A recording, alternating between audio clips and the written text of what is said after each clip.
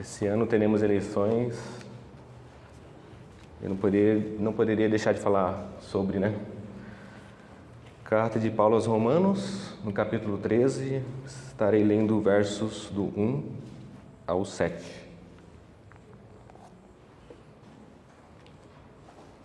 Amém?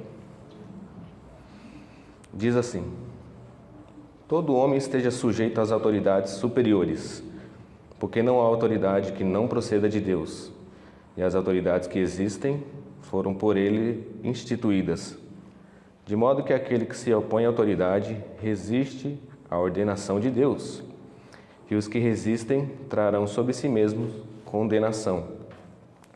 Porque os magistrados não são para temor, quando se faz o bem, e sim quando se faz o mal. Queres tu não temer a autoridade? Faze o bem e terás louvor dela, visto que a autoridade é ministro de Deus para teu bem. Entretanto, se fizeres o mal, teme, porque não é sem motivo que ela traz a espada, pois é ministro de Deus, vingador, para castigar o que pratica o mal.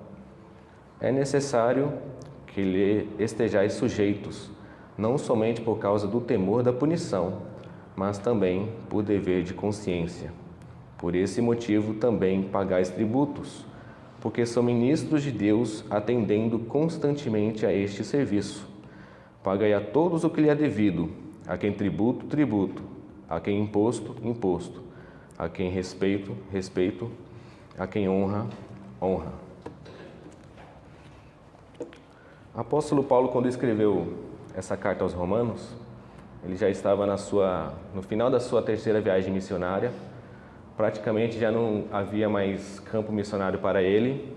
Ele estava com os olhos voltados para a Espanha. Muitos comentaristas falam que ele estava de saída da cidade de Corinto, outros falam que ele estava de saída da cidade de Éfeso. E ele estava provavelmente saindo da cidade de Corinto, indo para a cidade de Jerusalém, com ofertas que ele recolheu pelas igrejas que ele plantou para ajudar os irmãos, os cristãos lá da igreja de Jerusalém que estavam passando necessidades. Ele estava indo para Jerusalém com essas ofertas, e na saída da cidade ele escreveu essa carta aos Romanos com o intuito de pedir ajuda, auxílio para a sua viagem missionária que ele estava pretendendo fazer para a Espanha. Então ele estava pedindo ajuda financeira e espiritual para os romanos. Ele vai até Jerusalém e a carta é enviada até Roma, porque estrategicamente era a igreja mais forte perto da Espanha e era a capital do Império Romano, do todo-poderoso Império Romano. Só um pequeno esboço dessa carta. No capítulo 1, ele vai falar que todos os gentios estão perdidos. No capítulo 2, ele vai falar que todos os judeus também estão perdidos. No capítulo 3, ele vai falar que todo ser humano está perdido. Ou seja, nesses 3 primeiros capítulos ele mostra a perdição da raça humana, mostrando para os romanos, olha, é assim que eu prego o evangelho. É mostrando primeiro que o ser humano está perdido, para depois lançar o evangelho. É assim que eu prego. Lembrando que ele estava pedindo ajuda para a igreja de Roma, ajuda financeira e espiritual para a sua viagem missionária até a Espanha. No mínimo, então, que se espera de um missionário é que ele vá pregar o evangelho. Então, nos 3 primeiros capítulos vai falar da perdição de toda a raça humana. No capítulo 4, ele vai falar do exemplo de Davi e Abraão, que foram 2 judeus salvos pela fé e não pela lei. Muitos afirmam que existe essa separação, tempo da lei e tempo da graça, que na verdade não existe. Os judeus, antes da vinda de Cristo, eram salvos também como nós pela fé, só que eles acreditavam no Messias que iria vir. Nós acreditamos no Messias que já veio. Então a única diferença é o tempo na história, que os judeus olhavam para frente e nós cristãos olhamos para trás. Mas é pela fé do mesmo jeito, nunca pela lei. No capítulo 5, ele vai fazer a comparação entre Adão e Cristo e os efeitos da justificação pela fé. Ou seja, no capítulo 1, 2 e pelo menos na metade do 3, ele vai falar da perdição do ser humano. Todo ser humano está perdido, caído. Na metade mais ou menos do 3 para o 4 e o 5, ele vai falar da justificação pela fé. Justificação é o ato de Deus perdoar os pecadores e de considerá-los perfeitos, como se nunca tivessem pecado. Então tem uma ordem, primeiro a perdição, depois vem a justificação. Nos capítulos 6, 7 e 8, ele vai falar da santificação. Como é que esses perdidos que são justificados devem viver neste mundo. Santificação que é o processo que Deus usa através do seu Espírito Santo, tornar os crentes santos em sua vida terrena. Lembrando que santo é separado do pecado. É diferente daquele conceito romano de santidade. Dos capítulos 9 a 11, ele vai falar do lugar de Israel no plano da salvação e a entrada dos gentios na igreja. No capítulo 9 que tem que é chamada a criptonita do arminiano, né? Que eles falam que nem Caio Fábio disse que o apóstolo Paulo, quando escreveu o capítulo 9 de Romanos, ele fala que Paulo surtou. Caio Fábio está certo, a palavra de Deus está errada, né?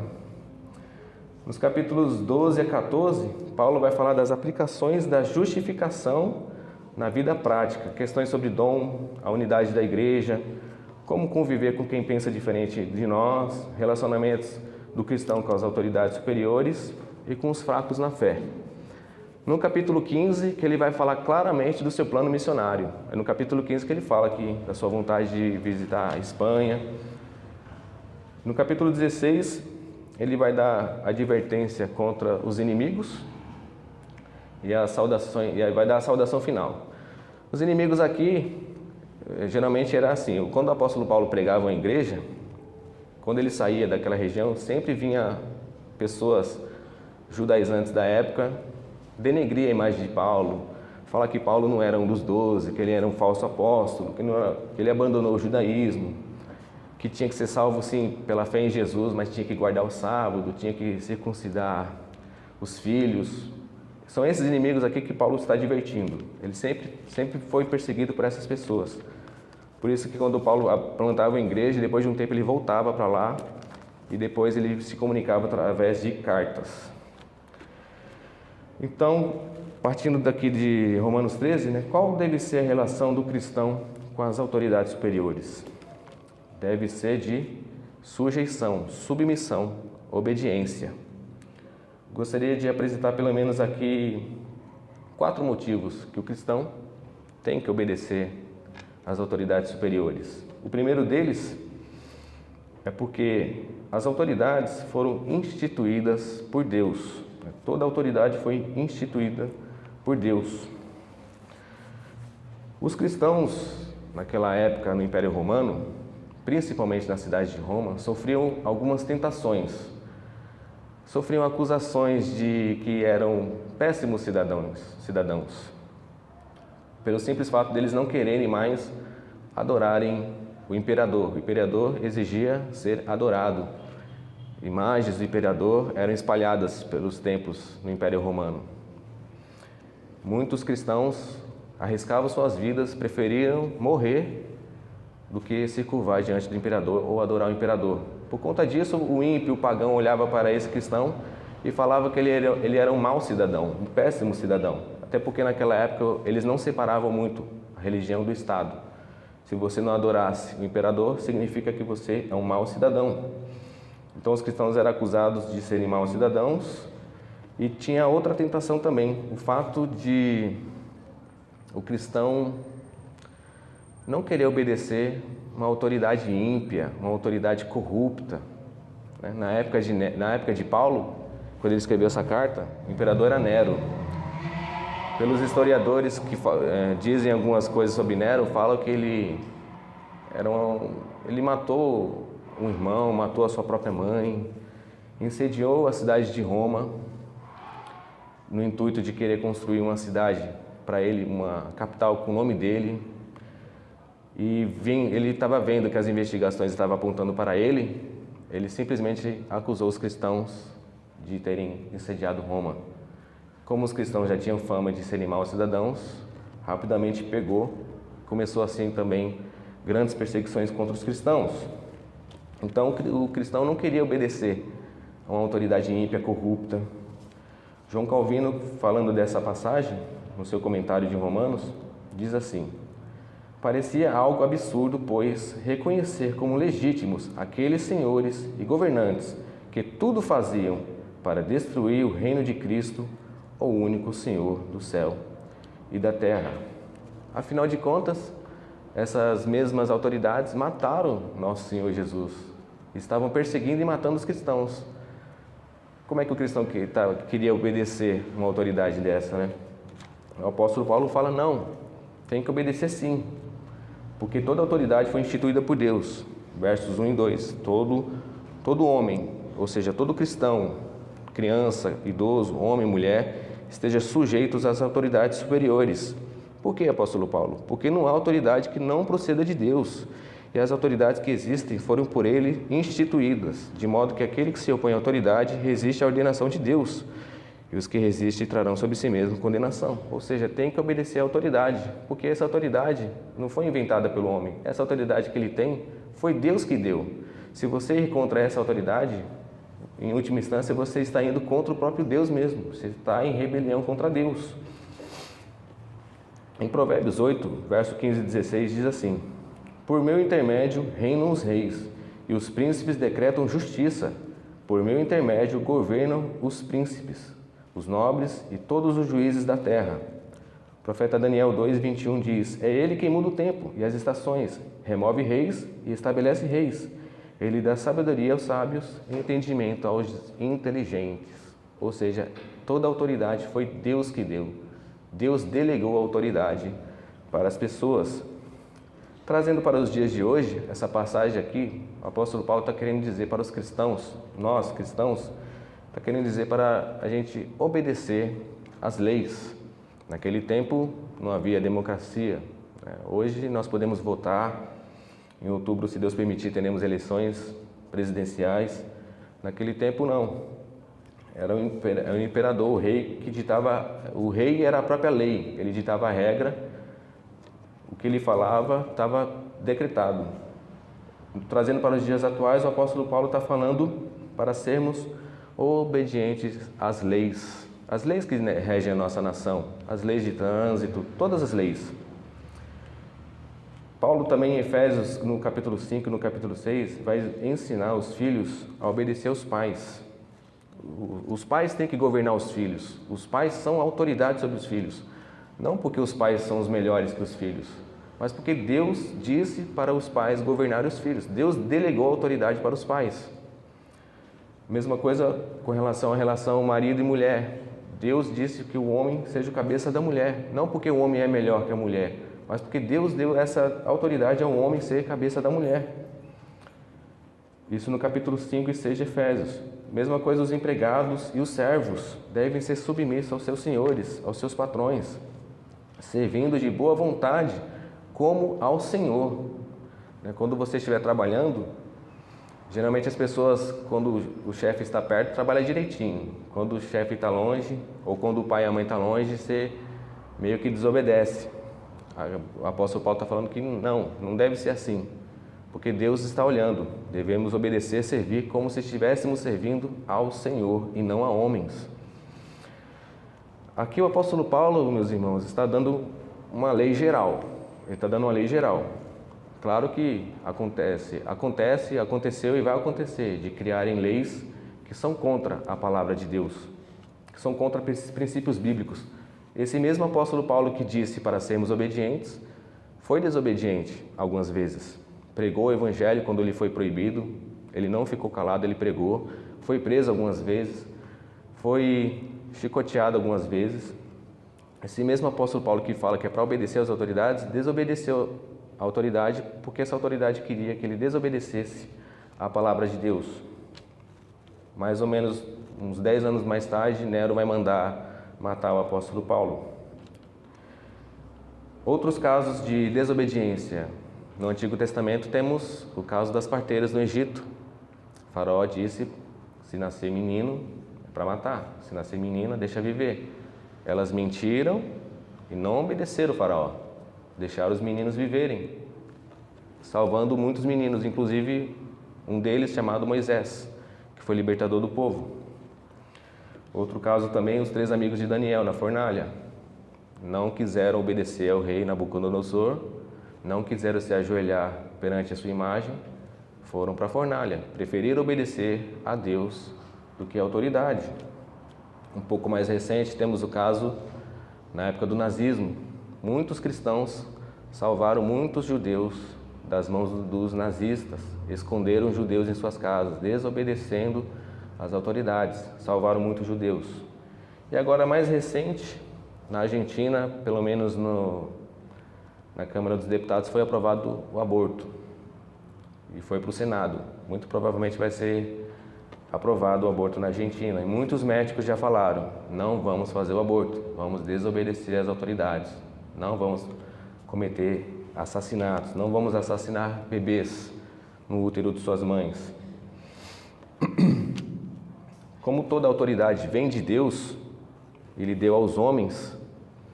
Se essa autoridade humana pedir para desobedecer a Deus, temos que obedecer em primeiro lugar a Deus, porque Deus é a autoridade suprema. Deus é a autoridade das autoridades, é o Rei dos Reis, o Senhor dos Senhores.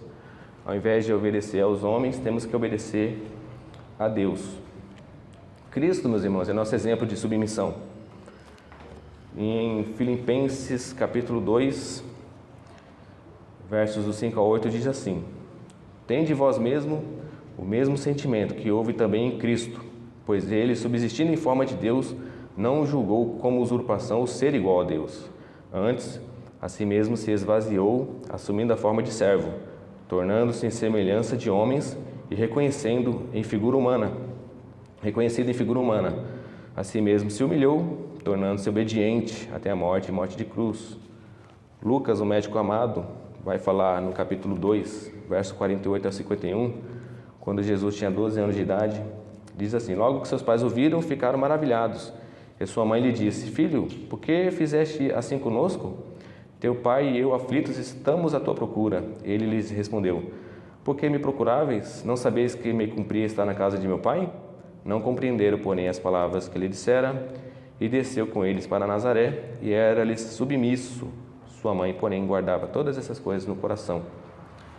Em Isaías 53:7 diz, falando de Jesus: ele foi oprimido e humilhado, mas não abriu a boca. Como cordeiro foi levado ao matadouro, e como ovelha muda perante seus tosqueadores, ele não abriu a boca. Jesus foi obediente, submisso até a morte, e morte de cruz. Jesus é o nosso exemplo de cristandade, de cristão. O segundo motivo, meus irmãos, que todo cristão tem que obedecer às autoridades, é pelo fato que as autoridades são ministros de Deus para exercer juízo. Versos 3 e 4 diz assim: porque os magistrados não são para temor quando se faz o bem, e sim quando se faz o mal. Queres tu não temer a autoridade? Faze o bem e terás louvor dela, visto que a autoridade é ministro de Deus para teu bem. Entretanto, se fizeres o mal, teme, porque não é sem motivo que ela traz a espada, pois é ministro de Deus vingador para castigar o que pratica o mal. Então, as autoridades são ministros de Deus para exercer juízo aqui na terra. Ministro aqui, o apóstolo Paulo usa a mesma palavra que é usada para diáconos, né? Nós temos os diáconos servindo aqui a igreja, ele usa a mesma palavra aqui para ministro, que no caso os ministros são os diáconos de Deus, servindo ao bem da sociedade, para o teu bem, para o nosso bem. Então, as autoridades são ministros de Deus, diáconos de Deus, servindo ao nosso bem, para exercer juízo aqui na terra. Quando um povo é ímpio, quando Deus quer julgar essa nação, Deus geralmente manda governantes ímpios para exercer juízo contra aquela nação. Coisa que não é muito diferente que está acontecendo com os brasileiros. No caso, as autoridades servem para o bem, são ministros de Deus, para elogiar quem faz o bem e punir quem faz o mal. Um pouco antes, no capítulo 12 de Romanos, capítulo 12, verso 19 diz: não vos vingueis a vós mesmos, amados, mas dai lugar à ira, porque está escrito: a mim me pertence a vingança, eu é que retribuirei, diz o Senhor. Então não podemos nos vingar a nós mesmos, saindo por aí fazendo justiça com as próprias mãos, vingando uns aos outros. Pelo contrário, devemos deixar com Deus essa vingança. E Deus usa, aqui no finalzinho do verso 4 de 13, Deus está falando que as autoridades é ministro de Deus vingador. Deus usa a autoridade como vingança para castigar quem pratica o mal. Então, quando acontecer alguma coisa, não faça justiça com as próprias mãos. Deixe com as autoridades, que é ministro de Deus vingador, para exercer juízo na sociedade. Hoje em dia, muitos vão falar que bandido bom é bandido morto. Você já ouviu falar essa frase, né?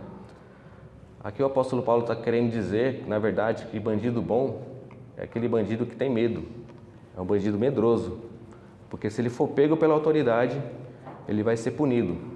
Ele vai ser castigado. Então, bandido bom, para o apóstolo Paulo, é bandido medroso.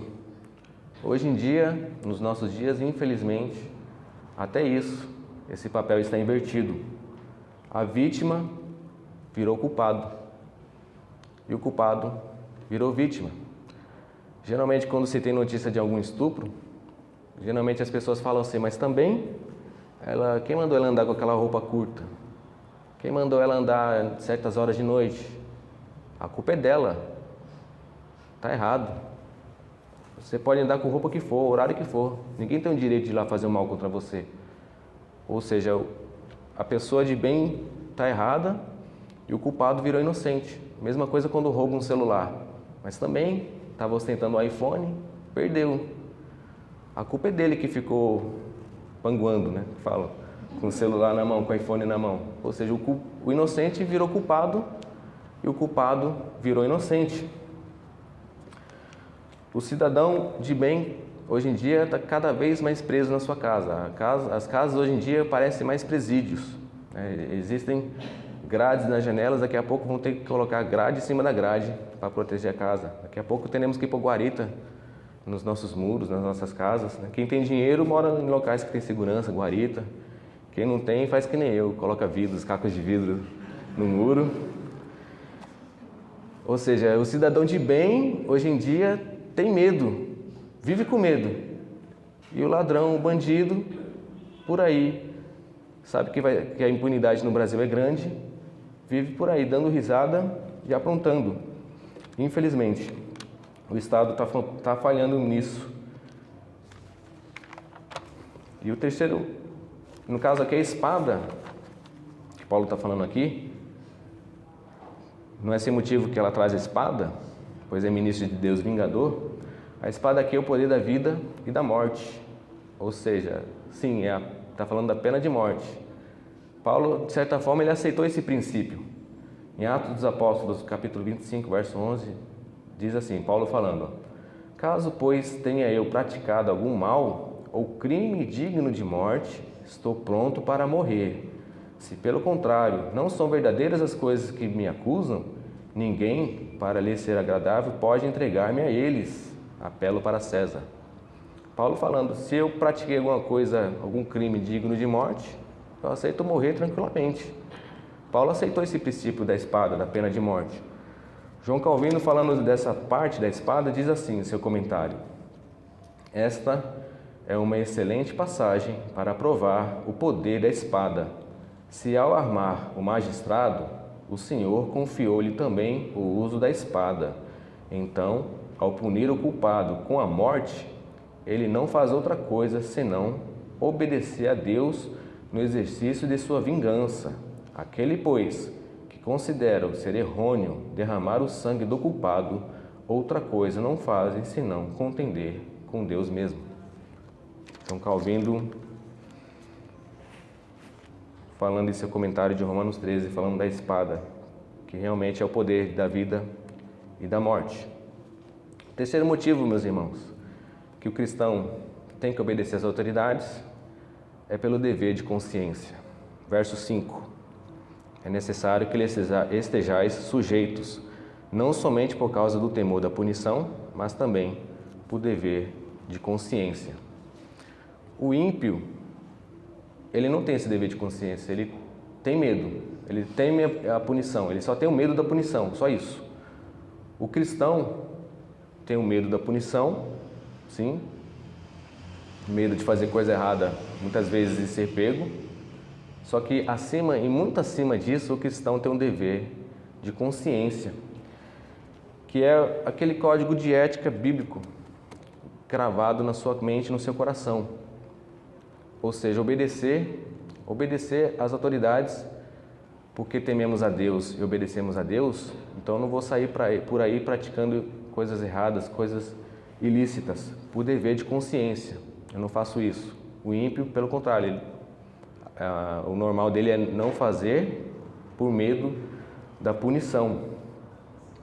Quando acontece, por exemplo, uma greve de polícia, uma greve da PM, numa cidade, geralmente acontece cenas lamentáveis, né? Geralmente as pessoas saem saqueando tudo, né? Levando televisão, levando som, videogame, computador, sai saqueando o mercado. Por quê? Não tem ninguém para punir e ele, com medo da punição, não faz aquilo. Quando não tem ninguém para punir, ele vai e aproveita e faz. O cristão, mesmo com greve da PM, o dever de consciência, ele não vai fazer coisa errada, porque ele sabe que antes de obedecer às autoridades, ele obedece a Deus. Pelo dever de consciência, ele sabe que é errado, por isso que ele não vai praticar essa coisa. Essa questão, quando acontece alguma greve da PM, alguma coisa, é mais ou menos acontece em Juízes 17:6, né? Que cada um fazia o que achava mais reto. E esse é o estado natural do ímpio, fazer o que acha mais reto, ir para onde o nariz aponta, né? A lei do mais forte, quem pode mais chora menos. No caso do cristão, não. Por dever de consciência, nós obedecemos às autoridades em qualquer situação, em qualquer circunstância. Porque tememos e amamos a Deus, obedecemos às leis, aconteça o que acontecer. O quarto motivo, meus irmãos, quarto e último motivo, porque o cristão tem o dever de obedecer às autoridades, é porque nós pagamos tributos, pagamos impostos. Versos 6 e 7. Por esse motivo também pagais tributos, porque são ministros de Deus, atendendo constantemente a esse serviço. Pagai a todos o que lhe é devido, a quem tributo, tributo, a quem imposto, imposto, a quem respeito, respeito, a quem honra, honra. Note aqui que o apóstolo Paulo não está falando de oferta, não está falando de doação, ele está falando de uma dívida. Pagai a todos o que lhe é devido, a quem imposto, imposto, a quem tributo, tributo. Imposto é dívida, então o cristão tem que pagar imposto. Até porque o Estado, o governo, ele não faz nada sozinho. O Estado, o governo, não produz, não consegue produzir nada. O governo só faz alguma coisa através dos nossos impostos. Somente assim o governo consegue fazer alguma coisa. Sem isso, o governo não faz nada. Sem imposto, praticamente, pode, por assim dizer, não há governo. O cristão, no caso, não deve sonegar os impostos, não deve comprar produtos piratas, não deve fazer download de música sem permissão, entre outras coisas, pela internet. E até isso, hoje em dia, o Estado inverteu os papéis. Quando você tem um Estado gigante, um Estado grande, que nem o Estado brasileiro, acontece a inversão dos papéis. Um exemplo disso foi em 2009, aquela dona da Daslu, ela foi condenada por 94 anos de prisão por sonegação de impostos. Enquanto que agora, recentemente, o goleiro Bruno foi condenado mais ou menos por 22 anos de prisão por um homicídio, ocultação de cadáver. A princípio dizem que ele deu o cadáver lá para os cachorros comerem. Sumiu, o cadáver sumiu. Ou seja, sonegou imposto, 94 anos de prisão. Matou alguém, 22. Para o Estado que só pensa em impostos, para um Estado gigante, que nem o brasileiro, sonegar imposto é mais grave do que matar alguém. Até isso, os papéis estão invertidos. Cristo, como nosso exemplo, pagou impostos. Lá em Mateus, capítulo 22, verso 21, perguntaram para Jesus se é lícito dar tributo a César ou não. pessoas queriam pegar Jesus de qualquer jeito. E Jesus responde, e lhes perguntou, de quem é essa esfinge e inscrição? Responderam, de César. Então lhes disse, Jesus falou, dai pois a César o que é de César e a Deus o que é de Deus. No capítulo 17 de Mateus também, 24 ao 27, diz, tendo eles chegado a Cafarnaum, dirigiam-se a Pedro os que cobravam imposto das 2 dracmas e perguntaram, não paga o vosso mestre as 2 dracmas? Sim, respondeu ele. Ao entrar Pedro em casa, Jesus lhe antecipou dizendo, Simão, que te parece? De quem cobram os reis da terra os impostos, o tributo? Dos seus filhos ou dos estranhos? Respondendo Pedro, dos estranhos. Jesus lhe disse, logo estão isentos os filhos, mas para que não os escandalizemos, vai ao mar, lança o anzol, e o primeiro peixe que fisgar, tira-o, e abrindo-lhe a boca, acharás um estáter. Toma-o e entrega-lhes por mim e por ti. O próprio nosso Senhor Jesus, como exemplo de submissão também, pagou seus impostos. Assim nós, os cristãos, devemos fazer o mesmo. Para concluir, meus irmãos, essa passagem, de acordo com o apóstolo Paulo, os cristãos têm que obedecer às leis dos magistrados, às leis civis, a não ser que essas leis firam princípios bíblicos. Nesse caso, devemos obedecer a Deus, em primeiro lugar, do que aos homens. As autoridades servem para louvar quem faz o bem e punir o malfeitor, quem faz o mal. E eles são ministros de Deus para exercer juízo. O cristão deve obedecer às autoridades pelo dever de consciência e não somente pelo temor da punição. E ajudamos o Estado em suas funções com os nossos impostos. Para aplicar, gostaria de também trazer algumas aplicações com relação a essa passagem de hoje. Como eu disse, esse ano, em outubro, se Deus permitir, teremos eleições. Nós temos aí pelo menos 2 meses e meio para estar escolhendo os nossos candidatos de uma maneira mais bíblica possível. Aqui eu não quero entrar no mérito de direita e esquerda, até porque a Bíblia não fala disso. Eu tenho que reconhecer isso, a Bíblia não fala disso, que é correto nem de direita nem de esquerda. Mas a Bíblia, ela dá algumas dicas. Ela dá algumas dicas como a gente deve escolher os candidatos. Lá na carta de Pedro, primeira carta de Pedro, no capítulo 2, versos 13 e 14, diz assim, sujeitai-vos a toda instituição humana por causa do Senhor, quer seja rei como soberano, quer as autoridades como enviadas por ele, tanto para castigo dos malfeitores, como para o louvor dos que praticam o bem. Pedro disse a mesma coisa que o apóstolo Paulo disse, que o Estado serve para punir quem faz o mal e louvar quem faz o bem. Nós estamos acostumados com um Estado gigante, com um Estado bem grande. O Estado quer se intrometer em tudo em nossas vidas. Não podemos nem dar algumas palmadas em nossos filhos, porque o Estado diz que não pode bater nos filhos. A Bíblia fala que nós temos que usar a vara da correção. Mas o Estado não pode bater nos seus filhos. O Estado quer se intrometer em tudo. Já me falaram que algumas cidades no sul, nos restaurantes, não tem o saleiro. Porque o Estado está falando que o sal faz mal. Então já retiraram até o saleiro de alguns restaurantes. O Estado querendo se intrometer em tudo, até no jeito que a gente vai pescar, o Ministério da Pesca. Para que Ministério da Pesca? Ministério da Cultura, do Esporte. O Estado quer se intrometer até do jeito que a gente joga bola, em tudo, um Estado gigante. Pedro e Paulo estão falando o quê? Que o Estado serve para punir quem faz o mal e louvar quem faz o bem. Um Estado pequeno, mínimo, Estado bem pequeno. Ou seja, questões de segurança pública, o Estado deve cuidar da segurança pública. Questões também de fronteira com as Forças Armadas. O Estado tem que cuidar tão somente da esfera da segurança pública. Um Estado bem enxuto, bem mínimo. Vou ler aqui Provérbios 29, verso 4, na nova tradução da linguagem de hoje, que diz assim: Quando o governo é justo, o país tem segurança. Mas quando o governo cobra impostos demais, a nação acaba na desgraça. Quando o governo cobra impostos demais, a nação acaba na desgraça. Por que cobrou imposto demais? Porque o Estado ficou grande. O Estado grande tem que pagar realmente muito imposto. Nós pagamos 40% de imposto para o governo. 12 meses de salário, 5 deles vão para o governo em forma de impostos.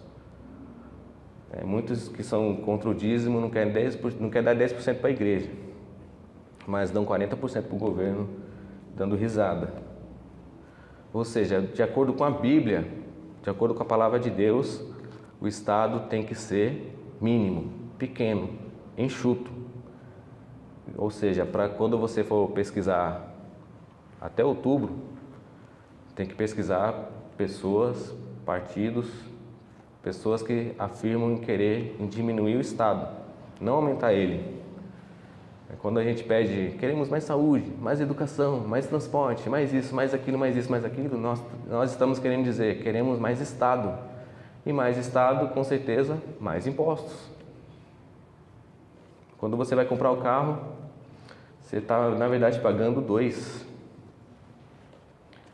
Ou seja, de acordo com a Bíblia, Estado mínimo, Estado pequeno. Outra aplicação que eu gostaria de deixar com os irmãos aqui hoje, com relação à sujeição às autoridades. Meus irmãos, com relação a isso, obediência às autoridades, se aprende em casa. Não é o pastor que vai ensinar, não é o presbítero, não é o diácono, não é o professor de escola bíblica, não é a escola. Não são eles que vão ensinar a obediência. É o pai e a mãe em casa ensinando os filhos obediência às autoridades, obediência aos mais velhos, obediência aos professores, obediência ao próprio pai e mãe, obediência aos políticos, às leis. Filhos que desde cedo obedecem às autoridades, com certeza irão obedecer na escola, irão obedecer às leis de trânsito, irão obedecer às leis que regem as nações, não terão problemas em obedecer. Agora, filhos que não são ensinados isso, que não é ensinado eles isso com relação à submissão e respeito às autoridades, aos mais velhos, são pessoas que vão viver de qualquer jeito, não vão obedecer, irão dar problema na escola, irão dar problema na igreja, irão dar problema em todo lugar que for, porque o pai e a mãe, infelizmente, falhou nessa questão. Então, com relação a isso, o pai e a mãe exercendo autoridade sobre os filhos, a esposa sendo submissa ao marido, o marido submisso a Deus em primeiro lugar, como regente da casa, o cabeça da casa, os pais governando os filhos, ensinando os filhos desde cedo, obediência às autoridades. É na família, na questão familiar, que isso é aprendido. Se a gente for reparar nos 10 mandamentos, o 5º mandamento, honrar pai e mãe, está bem no meio, ou seja, a família está ali bem no meio dos 10 mandamentos. Do 4º para o 3º, para o 2º para o 1º, apontando para cima, guardar o dia do Senhor, não tomar seu santo nome em vão, não farás para ti imagem, não terás outros deuses diante de mim. Do quarto para cima, para o 1º, aponta para Deus. É na família que a gente vai aprender nosso relacionamento e obediência a Deus. Do 6º para o 7º até o 10º, não matarás, não adulterarás, não dirás falso testemunho, não roubarás, não cobiçarás nada do teu próximo. Do 5º até o 10º, aponta para baixo, para o ser humano aqui na terra. É na família que também iremos aprender o nosso relacionamento com relação à submissão e respeito às autoridades. Tudo se aprende na família. Por isso que essa investida contra a família. Por isso que o governo quer tanto destruir a família. Antigamente, se colocavam na escola, pessoas eram obrigadas a colocar os filhos com 7 anos de idade. Hoje é com 4. Porque com 7 a pessoa já ia com definição do que é homem, do que é mulher, já ia com a mente mais fechada. Agora com 4 não, ainda está aprendendo. Ou seja, o governo não quer ensinar. coisas boas dos nossos filhos. O governo quer tirar os nossos filhos das nossas mãos. Por isso que cada vez mais cedo tira de nossas mãos e coloca na escola. Não é para ensinar, é para tirar das nossas mãos. Temos que estar atentos com relação a isso também. E a última aplicação que eu gostaria de deixar aqui hoje aos irmãos, eu sempre bato nessa tecla. O brasileiro, ele pode votar corretamente um dia, quem sabe. O brasileiro votando corretamente, quem sabe pessoas que queiram de fato fazer o que é correto, o que é certo, fazer o Brasil crescer, a justiça crescer, fazer o Brasil prosperar de fato, diminuir o Estado, diminuir os impostos, o poder de compra do brasileiro aumentar. Um dia isso pode acontecer, o Brasil ficar de fato rico e próspero. Mas não adianta nada ter isso tudo e não ter a salvação, e não ser salvo, e não ter Cristo. Até porque nós vamos viver aqui nessa terra, neste mundo, uma passagem muito rápida.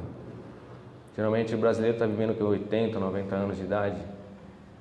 O que são 80 ou 90 anos aqui na terra, no caso de alegria, de prosperidade, não ter Cristo e passar a eternidade sofrendo debaixo da ira de Deus. Não adiantou nada. Ou seja, o Brasil pode ser rico, pode ser próspero, pode, mas não adianta nada se não tiver a salvação. Se você não nasceu de novo, se você não se arrependeu dos seus pecados, não adianta nada. A condição natural do ser humano é essa.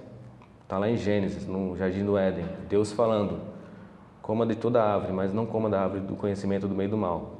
Quando dela comer, certamente morrerás. Deus falando: se comer, certamente morrerá.